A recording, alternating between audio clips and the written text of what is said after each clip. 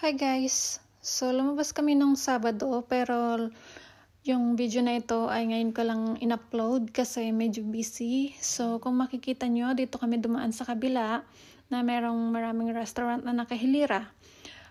Sabado, nung araw na yun ay merong match ng rugby kaya makikita nyo yung mga tao nasa labas at nanonood sila ng TV. Yung mga restaurant at mga bars ay naglalabas ng TV para yung customer nila ay makapanood ng laro.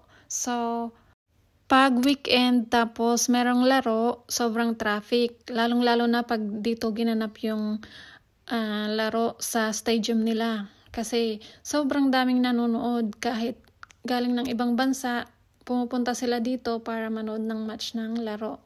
So ayan, kung makikita nyo, dito na part, ang daming tao, ang daming tourist, ang daming lokal na nanonood ng mga stunt ng isang grupo ng mga lalaki na naggagawa sila ng stunt. Tapos kung gusto mong magbigay ng donation, pwede sa kanila. Hindi naman sa pilitan. Kusang loob mong ibibigay kapag gusto mong magbigay.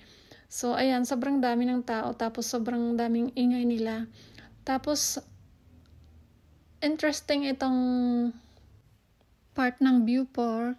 Kasi, kung makikita nyo, yung kanyang bubong is salamin siya. So, makikita mo yung inyong itsura doon sa taas. Tapos, sa side na to is merong mga ferries na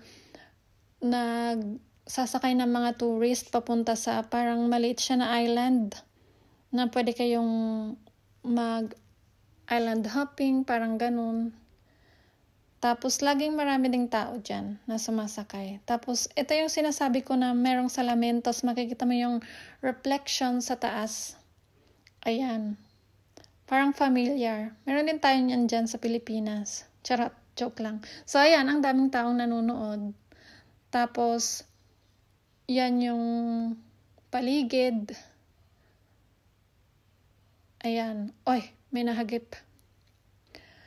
Tapos, dito na part is yung mga bata. Naglalaro sila ng bubbles. Merong isang lalaki ng naggagawa ng bubbles. So, dito is parang yung mga bata, merong 2 weeks na vacation sa school.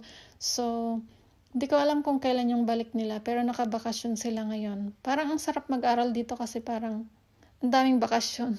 Charot. So, ayan, naglalaro sila. Tapos, yan, makikita nyo, ang daming tao during weekend kahit na hapon na kami lumabas. Tapos, kung makikita nyo, mayroong tuktok ng simbahan doon sa taas. Yan yung Notre Dame de la Garde, isa sa mga famous tourist spot dito. Umuwi na rin kami agad dahil sa kabilang street nito mayroong mga nagproprotesta tungkol sa giyera ng Israel at Gaza. So, hanggang dito na lang. See you next time. A bientôt.